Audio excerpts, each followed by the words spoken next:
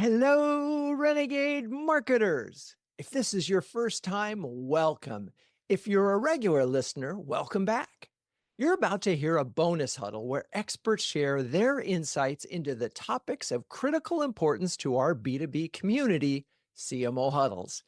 In this bonus huddler Grant Johnson shares his marketing performance index, an awesome and simplified way of measuring what really matters.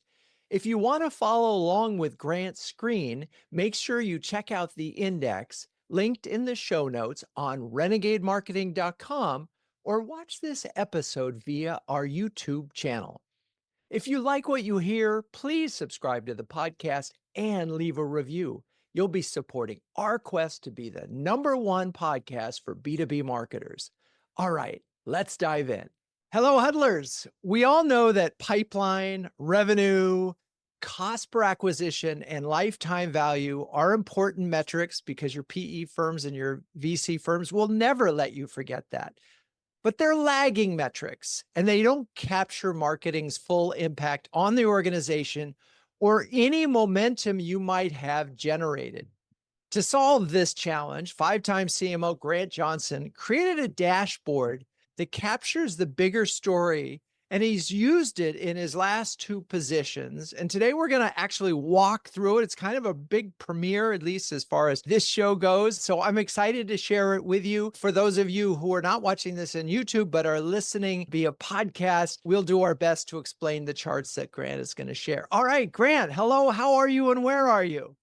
I'm doing great, Drew. Thanks for having me. I'm in sunny Southern California in San Clemente. I know it well, and I can just imagine that sunshine and the tennis courts that go with it. All right. So just in case, and we love to do this on this show in with the bonus huddles, in case our audience has to leave early or we need to persuade them to stick around, can you offer 3 things that many marketers get wrong when it comes to metrics, tracking, and dashboards? The first thing is they track far too many.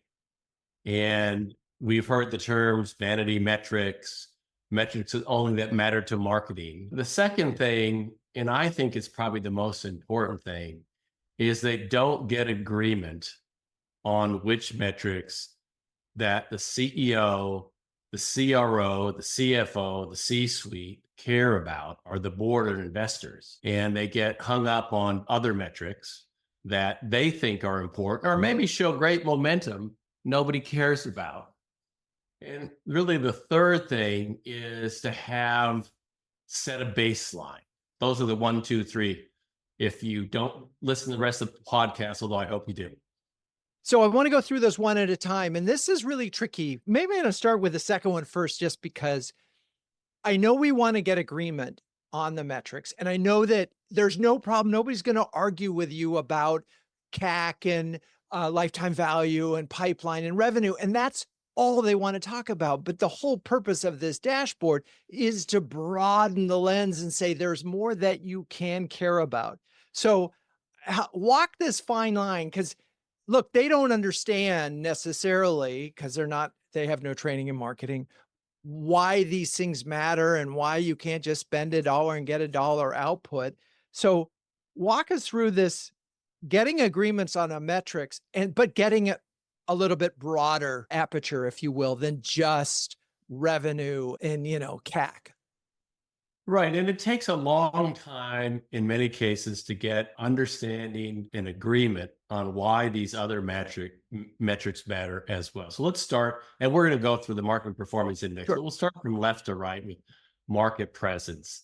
And, market presence is really about being there, being found when prospects are searching, looking for alternative solutions, loosen the status quo, something new. And so it measures each of the 3 areas: market presence, brand strength, and pipeline health, which, as you say, many execs only care about the third one. Each of these has basically 2 performance indicators and 4 metrics each, so 24 total metrics. So you think about, reach, your media, your social media, your site visitors. If you're getting less than your competitors, and all these are in the context of your competitive set, your competitive dynamics, it's less likely a customer is going to find you.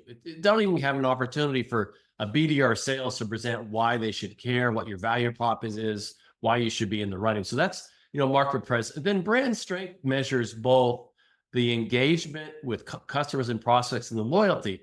And almost every company, and I've mostly been with B2B SaaS companies, you have to land and then you have to expand. You have to grow those customers. And if they're not engaged with you, if they're not looking at your customer communications, your website, your product announcements, they're not loyal to your brand. They won't defend you when somebody tries to undermine you.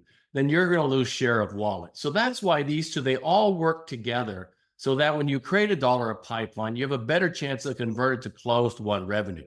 People forget that not all things are created equal. Not everybody's perceived for the same competitive, stature. And so if you've got market presence going well and brand strength going well, your pipeline's going to be more productive. So I know that, and you know that, and you've seen this, but I'm going to push a little back on a little thing. You've described almost an educational progression where it's hey, if they haven't heard of you, you're not going to get on the list. If you don't have strong customer relationships and brand strength, you're not going to stay on the list. And then eventually we can talk about, revenue and pipeline. We know we're going to have those, but those first two, those are the parts that I feel like often get lost in the conversation. Oh, you're just talking marketing speak now. Help us get to, how did you sell this in to a CEO their board is always going to say to them, more revenue, more revenue, more revenue, more customers, more customers, more customers? Well, there's a couple ways. First of all, there are certain CEOs that have a more general manager, maybe less of a technologist or less of a financial, bias, have more of sort of a general view, and they understand that customers, whether B2B or B2C, they're influenced by intangibles and their perceptions, not just by, something that's purely, functional and concrete. And so I was fortunate in my, journey as a CMO to have the CEO, and we'll discuss it today, in Burst over 3 years, Eric Friedrichsen, understand that marketing is an equation. And it's comprehensive. And marketing ultimately touches all aspects on the buyer's journey. They may not be the lead source or the origination of the opportunity, but they're going to touch it. And so he and I agreed that I would measure 24 various metrics across these 3 areas. And so we could look at if, something went up and something went down. On the whole, it went up, it was good. Sometimes they're all moving in one direction in a positive way. Sometimes you have market disruption. And so I still think that it's very unlikely, if you raise your hand if you're one of those super fortunate folks. I think you blogged on this recently, Drew, right? And you're allowed to do everything and not question on anything. He understood it. I gave him an objective quarterly report on how we were doing. And so we had an ongoing dialogue, but almost always you're going to have to do some level of education. And if you set the baseline, you can show hey, these 2 numbers went up, and see how we got more efficient in pipeline. Oh, okay. There's no substitute for just showing the numbers, because that's the language of business that everybody understands.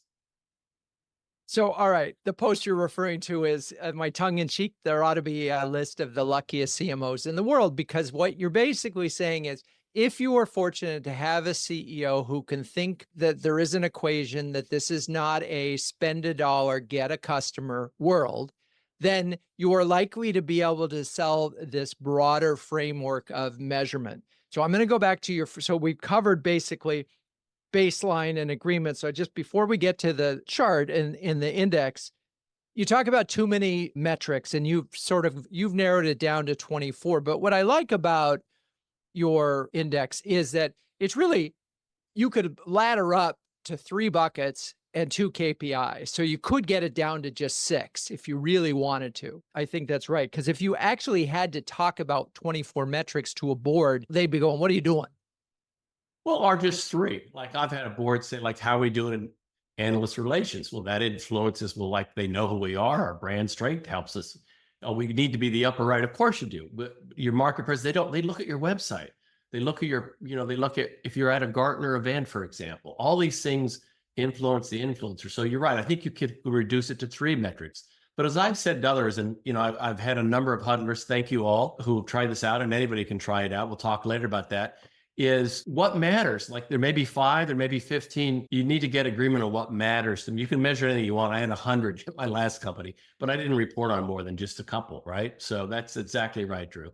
Let's put up the index so we can talk about it and where the variables are, but what's important in this dashboard. We'll call it that for the moment. Yeah, that sounds good. All right. So hopefully those of you watching this, so what we're seeing is the marketing performance index and the 3 big broad buckets that Grant talked about: market presence, brand strength, pipeline health. And then underneath, so let's do it one at a time. Let's go back to market presence. And what are we really resolving here? I see some copy under market presence, but what are we actually measuring? Well, customers are exploring, and just out of intellectual curiosity, they've got a problem that they need to solve. They're trying to see, hey, is there a better solution than the one I adopted 2, 3 years ago? And so I just picked these 4 because I think, as you mentioned at the outset, Drew, that they're more directional as to how well you're doing compared. Like earned media and social media don't exist in a vacuum. You either get coverage over your competitors or you don't. You either are building followership engagement or not. You either have a dynamic site or you're lagging with your competitors. And the same thing with events. Events reach is really about, in your industry, there may be 5, 10, 15 events that most of the customers and prospects go to. Are you there? Like I've had what I call intercept marketing. They didn't know we existed. We hadn't invested in our brand, but they saw our, tagline. They saw our value prop. They talked to somebody at the show floor and said, hey, you know what, you might be someone I should consider. So that's the market presence reach. Then share is, it's related to that. It's really about, okay, let's measure your share of voice in the media. Let's measure, what percentage you have on indirect sales, what sort of search you're getting with SEO, with your names. Some companies do well with SEO because they've got like a dedicated person, but nobody knows their brand. So stop for 1 second. I want to stay on reach for a moment. Sure. One, I just want to answer a quick question. What do you mean by events reach? And what I mean is you pick, again, there's a definition for all these. I'll share that later, but you pick the events that you think are most influential in your industry, whatever, vertical or verticals you serve, or, whatever type of industry. Customers will go to those events. And so you want to be present when they're exploring new solutions, or they're trying to decide if they should stay with existing solutions. So that's what I mean by reach. And it's basically a simple metric of, are you increasing your reach by 10% a year, by 20% a year, 30% a year? It's based on your increase of your presence. I got it. So we baseline, say 2023, and we say we went to 5 events, right? And we're just going to ladder that up to 100. And then, so next year we go to 6 events, and now we're at 10% over what we were the year before. Is that sort of how you get to some kind of index per quarter? Yeah, exactly. And as I've talked to a number of huddlers, Drew, I found like, hey, if you don't measure one of these 24 or 3 of the 24, what do you measure that matters to your business, that matters to the C-suite, that matters to your investors, right? And the things that they're talking about. So you can substitute anything, but if you're going to substitute events reach, it ought to be something that talks about where customers can find you. It could be a review site. You could put that in there if you wanted to. And so what's interesting with this is, because you could also try to measure event, like absolute reach, like how many people went to the trade show, or how many people actually came to your booth, right? And signed in, which, may or may not be an accurate measure. Some people would be there with a clicker or something, but one way or another, the point is it's more about the trend than it is the absolute in almost all of these, right? So even if we looked at earned media, which is the amount of press coverage that you get, you could look at it, if you wanted to, you could look at it on impressions, total impressions gained, or you could do it on a just stories written basis. But either way, you're looking for an upward or downward trend, and you're going to index with your baseline, right? That's exactly right. And since this is a bonus huddle, I'm an author bonus. I figured out the absolute equation for events. And, because events, especially physical events, we've all returned to those are costly, is you want to measure not just increase, you want to measure coverage and composition. And what I mean by that is we all have certain segments we sell to. And so are there more people from those segments small, medium, large, healthcare, financial services, government going to the event or not. And composition is, what are your personas? What are the decision makers? What are their titles? So you got a bunch of low-level tire kickers, to use a phrase. You could increase by 10%, but you're not getting decision makers. So you can always get more sophisticated. It's an overall growth metric, but with events, you can take it in next level deeper to make sure you get the right people, going to your booth and having good, productive conversations. So one of my favorite expressions when we covered events for a whole month in CMO huddles was revenue in the room. And we talked about that and that's really where the sales guys have to book meetings as a result around that. And you could look at it and you could say revenue in the room could Exactly. be another way of looking at it. And you baseline that. Well, in Q4, the revenue of the room at these trade shows were X. A year later, it was Y. Did it go up? Did it go down? Did it go sideways? Because this is as much about forward progress as it is about the absolute. And if you get stuck in the absolute, you're going to hurt yourself in this thing. What's really hard though with earned media, and I think some folks will look, one article exposure in the Wall Street Journal could be worth 1,000 in a little trade pub, or vice versa. Sometimes that trade pub could just be the one. So some of these are trickier than others, right? Yeah, exactly right. And that's why you can put weighting on these, right? You can Right. have, scores and weighting factors. You just have to figure out, again, to the baseline that matters to your business and go from there. Okay. So we've done reach. Now we're talking about share. And there's 4 segments under share of voice, indirect sales. So let's stop with share of voice. Do we have to have a meltwater or muck rack to measure that share of voice or? Ideally, if you have automated measurement systems, it's better, but you can count them up, right? You can certainly, based on your, search mechanisms, and you can just compare that way. But yeah, it'd be better to have one of those services. That way, you're presenting objective, accurate, comprehensive data. But we are talking about essentially digitally tracked impressions, right? For Right. share of voice. Right. And again, you could get qualitative, but what's the value of a feature versus a mention versus somebody actually using your value prop? Right. On message, that's even more valuable. But it's a raw measure as share of voice is a way to start. And the Okay. most companies that I've been at, you try to increase that share little by little. Right. And what's funny about that one is if we did it based on just we index it, you could have a really low share of voice and you're making progress, but you still have a really low share of voice. And so it would be nice to see that in that particular case, if you have a low share of voice because you're underspending, it would be nice to be able to have that show up. Okay. Then we have indirect sales percentage. What do you mean by that? What I mean is how much of your sales are from partners, resale, referral partners. It's not required. There are many companies that get to $1 billion and beyond that are all direct. But in my experience, 20 years of doing this, if you've got these channels, these OEMs, partners or referral partners, they're going to be telling your story. They're going to bring leads. They're going to reinforce your position as the vendor of choice in a competitive, battle. And so it's an indicator of your presence because other people know you exist, that maybe they're part of your ecosystem. And I just think it helps you. Where I've seen companies grow indirect sales, they've generally grown revenue. If you think about the levers of a business, there's product, there's channel, there's geography, things like that, share of wallet. And this is one of those that really, if you can build, which I've been fortunate, good indirect systems, they're going to be part of making your number will come through channels. So, but in that, when you say indirect sales as a percent of total, Right. so what's interesting there is you could have that number go up, right?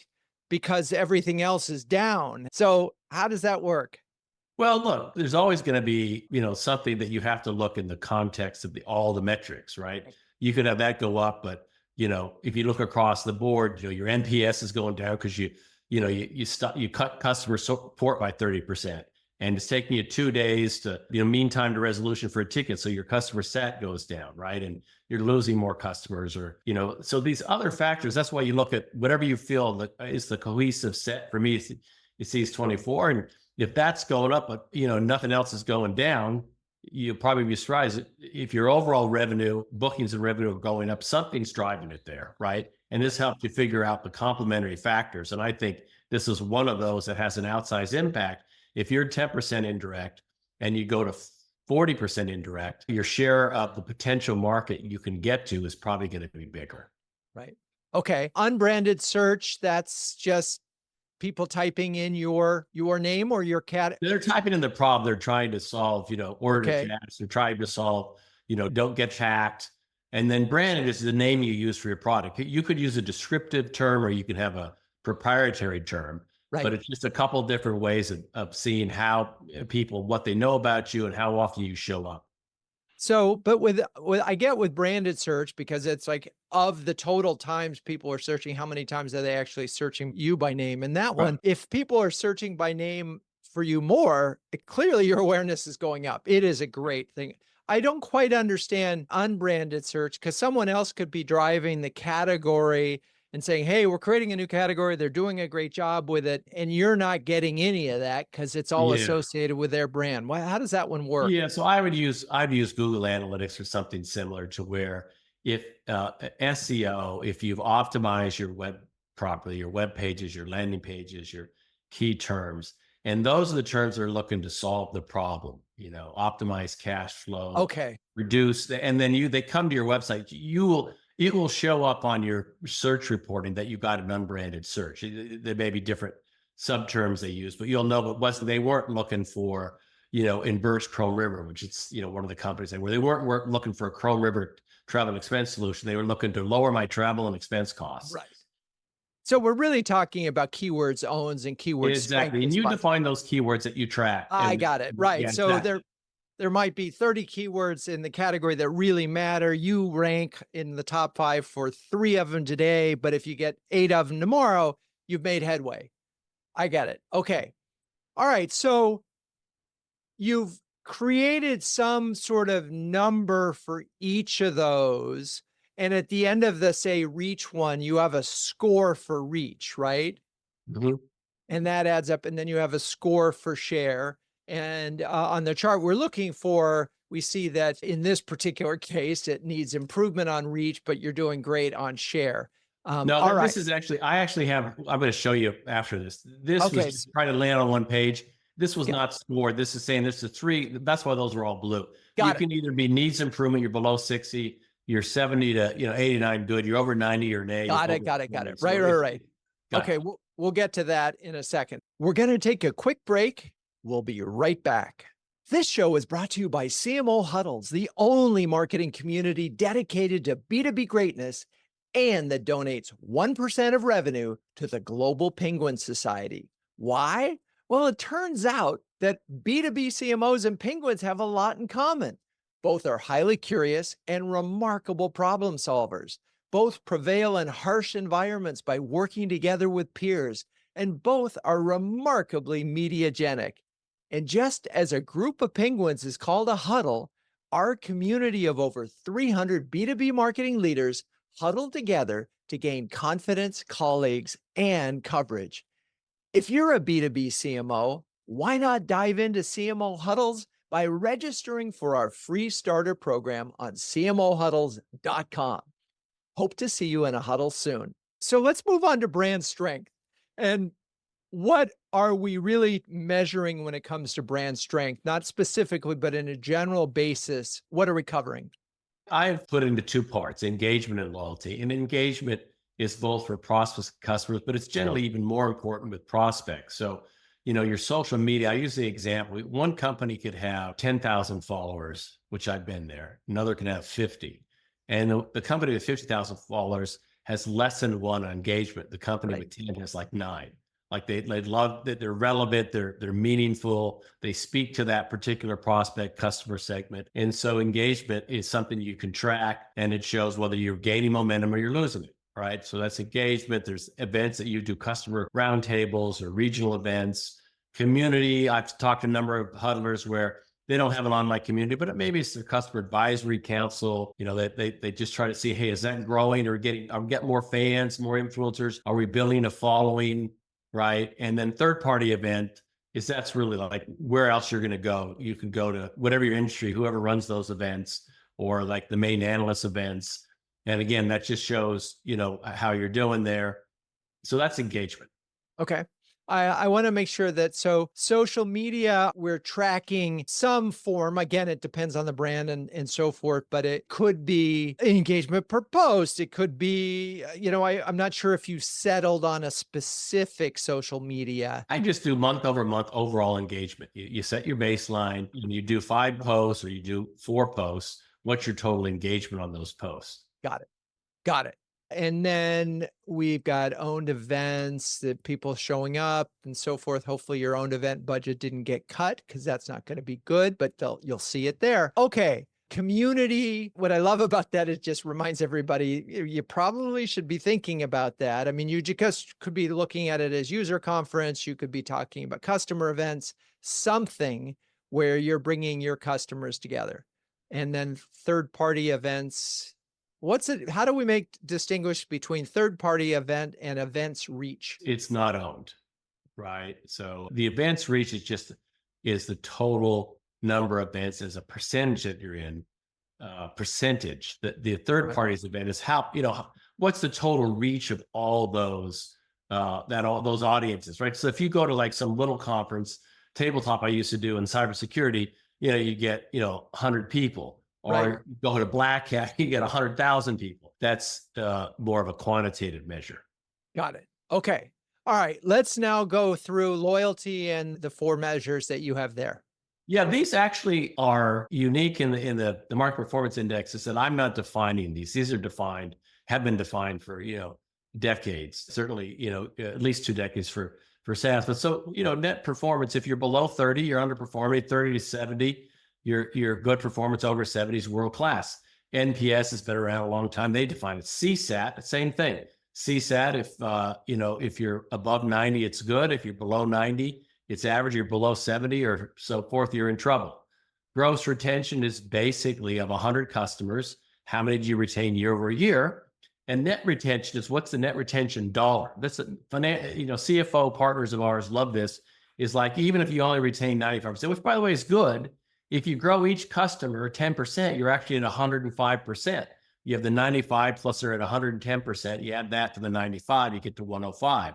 So, again, some companies they're not SaaS, maybe they're on premise, or maybe they just don't track it that way. You can substitute other loyalty measures, but if you're getting more of your customers' wallet, that's a good thing. Right. And I probably, I mean, I have such a problem with the NPS because it is such a moment in time measure. It's like if you just talk to customer service and you had a good resolution, you'll give a high score. If you're about to call them, you'll give a low score, and you won't really know what the issue is. So, well, you won't know, but I think just like anything else, if you start looking at it quarter over quarter, month over month, year over year, there'll be causality as to why did this go down or why did it go up, right? You can figure that part out. You're right. Point in time metrics are crazy to make judgments on. Right. Okay. Then we get to, so that's loyalty. And again, I think you may find that customer satisfaction is a better measure for you than Net Promoter, in which case you can find another one in there to help you assess loyalty. But I like the distinction between gross retention as a percent of customers and net retention as a revenue scenario. Because if you keep all your big clients and you grow them, life is pretty good, even if you lost some of the smaller ones. Most of us in our SaaS, experience have, at risk, and we're not putting the, $1,000 a month customer. We're putting the 10 or $100,000 a month customer that's going to make a difference in the business, right? Exactly. Right. Okay. So now let's talk about pipeline health. Yeah, for me, pipeline health, this is probably where I have 100 metrics or, dozens for a lot of people. But I just picked 4 that I've seen. Like if these are going in the right direction, if you're growing the number of top of funnel leads, you may not be efficient at converting them, right? You may need to score them better. Conversion is basically if somebody comes to your website and gives you their name. They could be allowed to contact me, or they want to contact sales, or they want to download gated content. But I was talking to Brian Law in our group here, and we all know Brian at Zoom Info, and he said, hey, for me, it's like they do the demo, right? Or somebody else, it might be the trial. You decide what's the most important conversion that shows you're getting to opportunities, right? It's the path to opportunities, hopefully the path to close one business. Pipeline multiple it's going to vary by every business. I've generally found in 20 years of mostly enterprise mid-market sales is you got to have, 3 to 4X. If you're above 5, it's easy. If you're below 2, it's going to be hard. I know some companies where they're not even a 2X and every quarter they're struggling because, if you think about a 2X sales has to win almost 50% of the deals, right?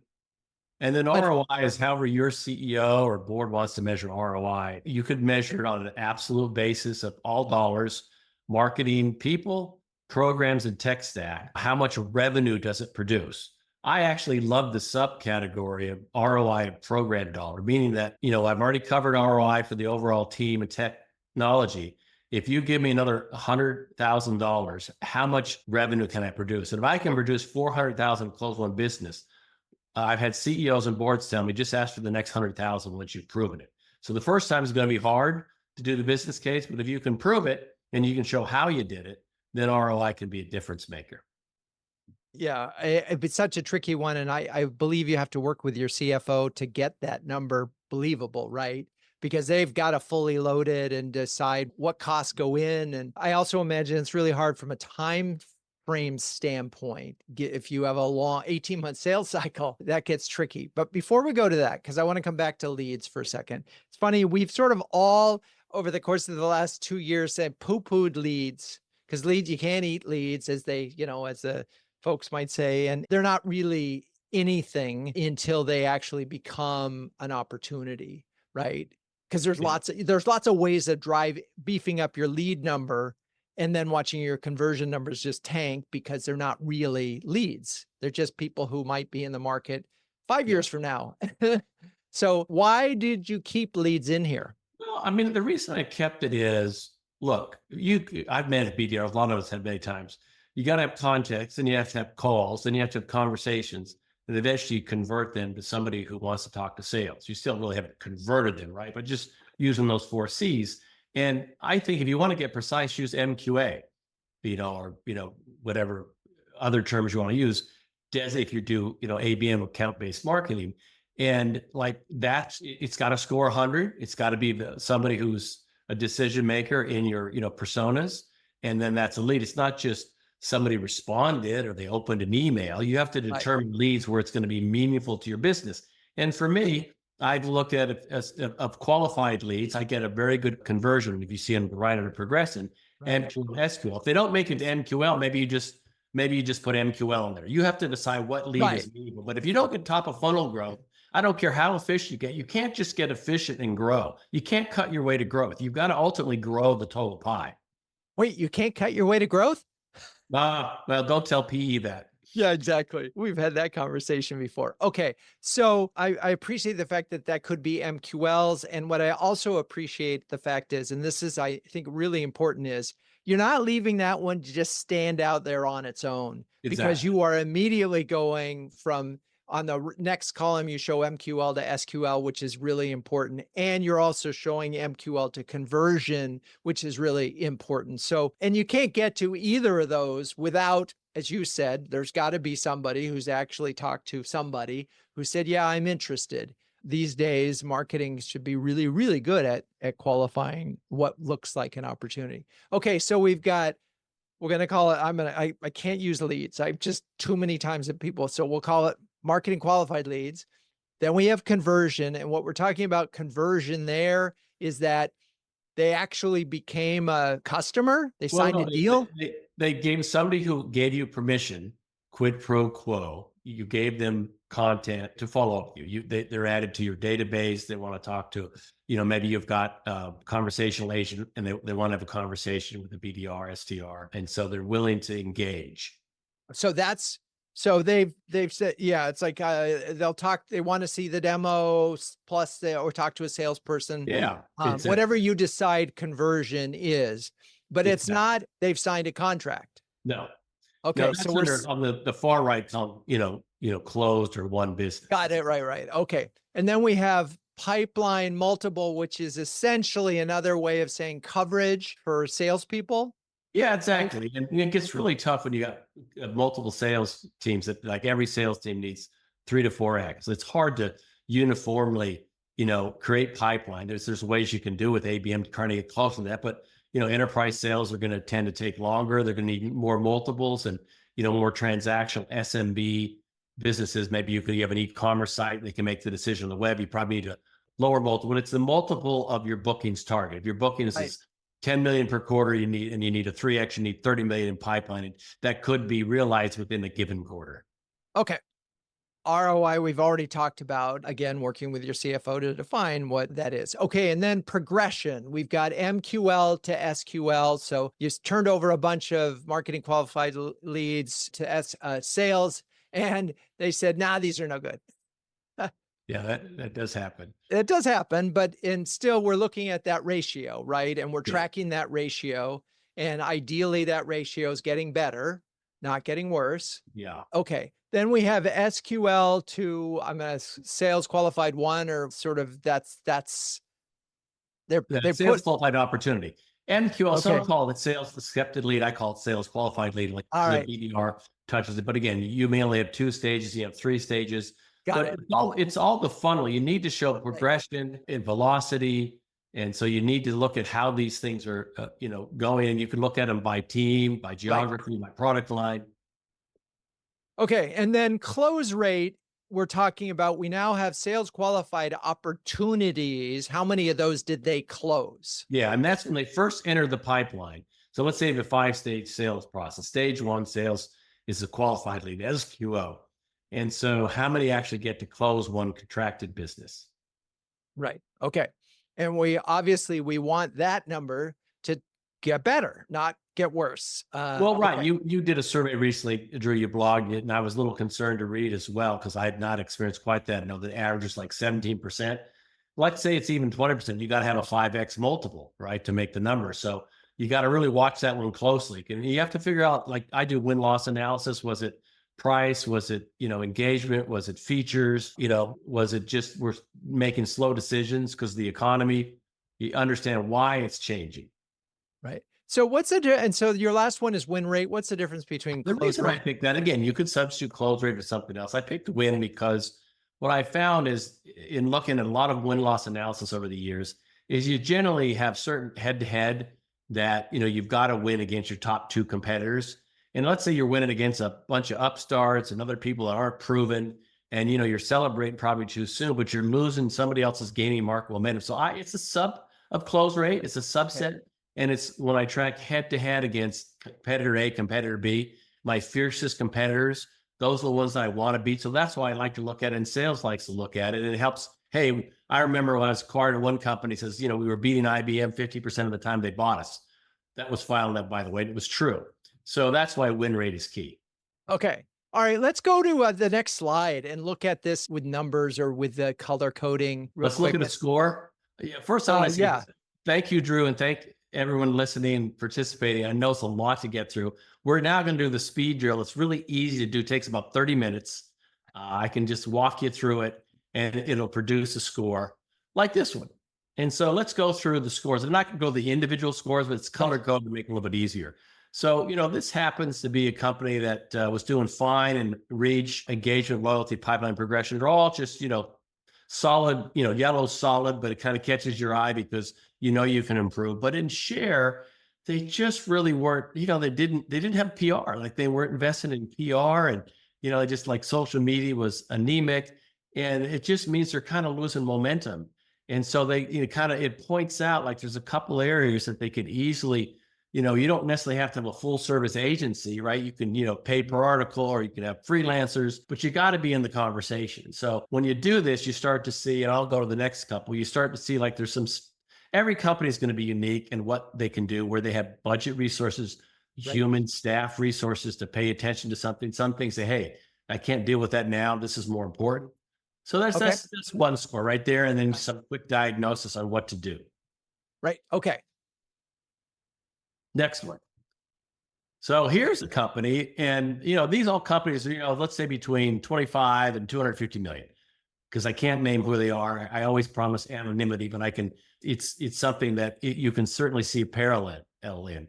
This is a company that was, really good good in a lot of areas, but in their engagement, oh man, the customers, they always show up to their events. They comment on the post, well-written posts. I took value from it right away and so forth. And they were like the top score you could get 100, right? It should have been flashing green. However, the red flashes progression. And if you look at the scores, you can get 10, 15, or 25.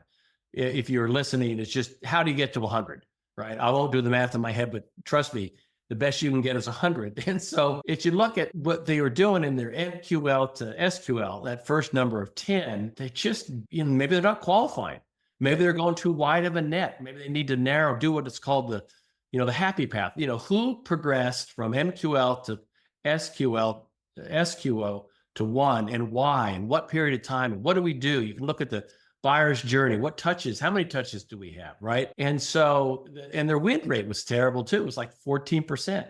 And so these are some of the things that they can do to try to bring their win rate up. Certainly that's why partly, you're going to have enough at bats, but they've got to do better progressing to get more. Otherwise they're going to have to build, 8X, which is, I don't know who has the budget for that anymore. So right?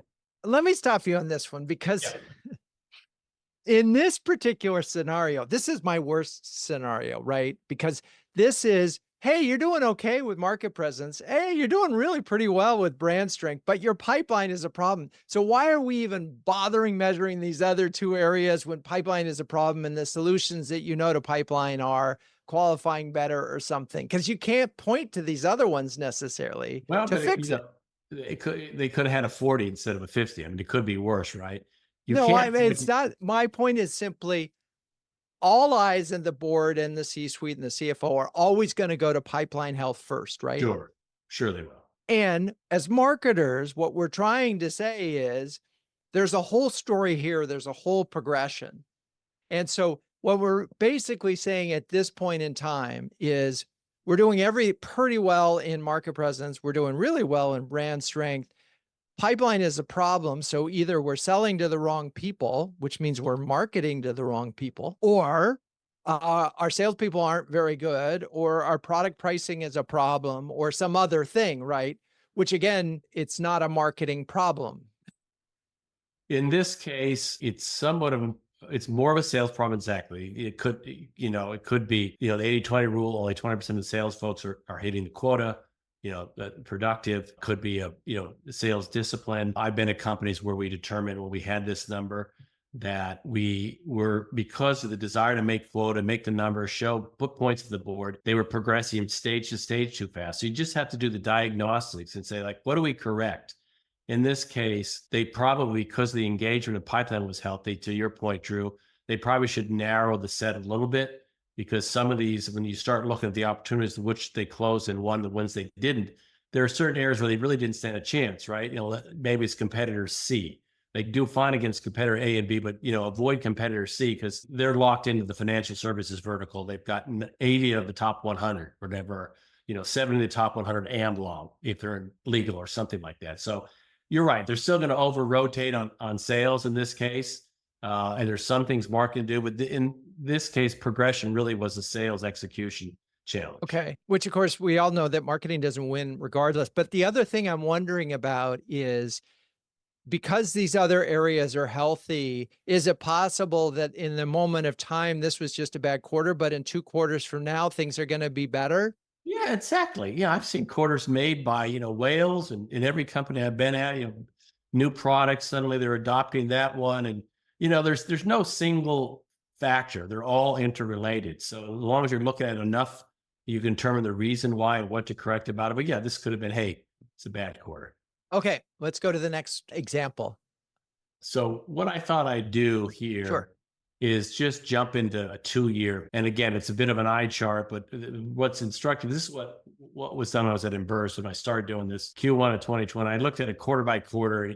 And I mentioned the aggregate score is top score is 100. We started at 62 in the first quarter, 2020. See the graph on the top, the numbers are right. But I also looked at, hey, what was happening externally? Because you talked about you could have a bad quarter. Well, look, COVID hit 2020, right? And then we put an inbound system in that we got 5% lift there and re-platform a website. We were on, spaghetti wire and whatever, baling wire and spaghetti code or something. Then we finally implemented a cross-sell system. Then there was, market pullback and a new product launch. So part of what's good is trying to determine like what were the leading causes of improvement or, where you fell short. But what you see is the score's getting better over time. Yeah.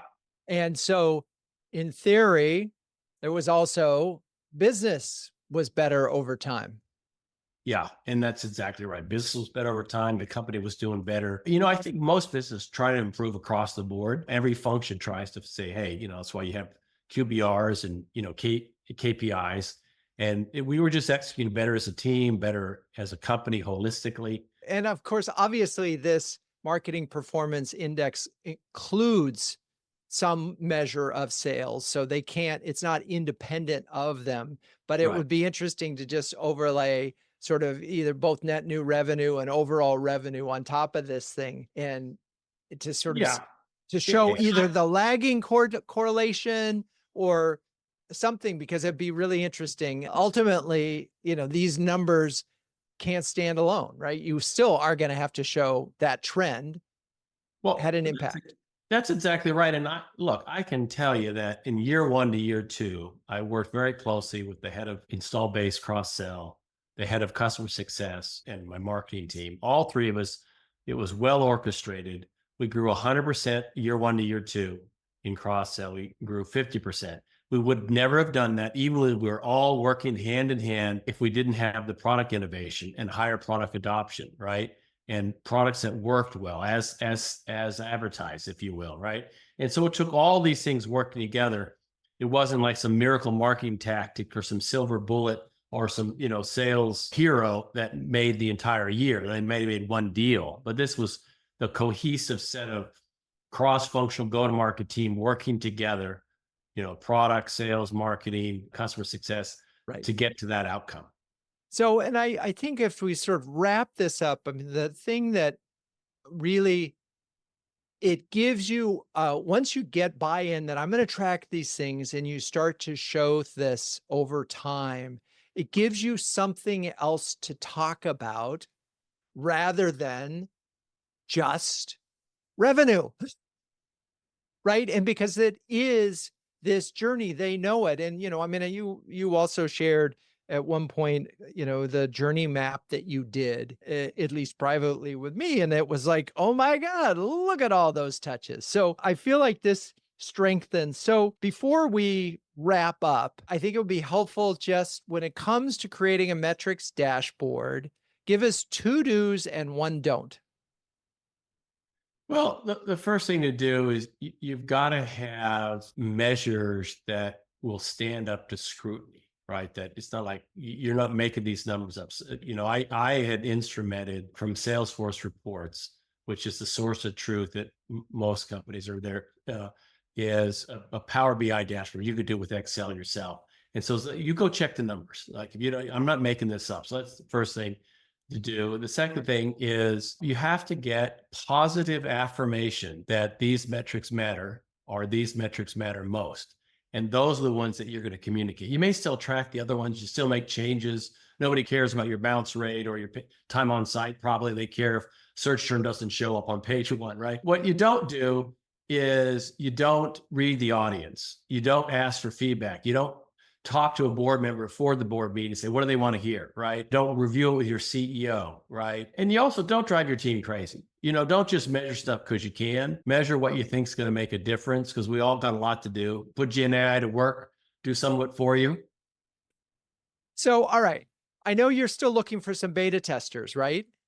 Yeah, exactly. You just, reach me through the huddles or Grant at CMOmentor.com. I've done it with a few folks. Whoever wants to do it, just book 30 minutes and I'll walk you through how to do it. And then we'll do one more call. It could be 15 minutes and I'll send you a PDF. I'll send you the Google sheet and you can set your own baseline, figure out what your right metrics are. And I just add it to the database. These are all anonymized. And that way I can, if I need to tweak a number to represent best practices over time, I can do it.